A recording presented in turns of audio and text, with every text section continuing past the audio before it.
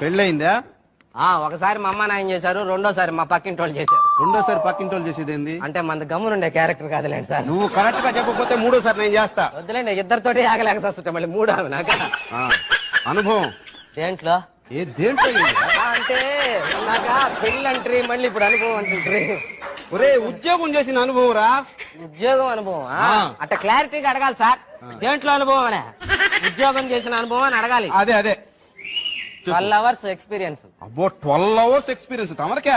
ఉంచుకోలేక పంపించేశారు. ఏం చేసావు? చిన్న పొరపాటు, అదేం పెద్ద పొరపాటు కూడా కాదు. చిన్న పొరపాటు చేస్తే ఎవరిని పంపిస్తారంట మేడం? తీసేశారు ఇక్కడ, మేమే ఉదాహరణ దానికి. ఏందో చెప్పా పొరపాటు? సైకిల్ కి పెట్రోల్ ఖర్చు 500 రూపాయలు. అది చిన్న పొరపాటు అదే కాదని తర్వాత తెలిసింది, ఉద్యోగం తీసేసిన. తమరు ఏం చదువుకున్నారు ఇంతకీ? MBA అడ్మినిస్ట్రేషన్ చేద్దాం అనుకున్నా, చేయకూడదన్నారు. ఏమో దానికి 10th క్లాస్ పాస్ కావాలంట కదా. 10th class pass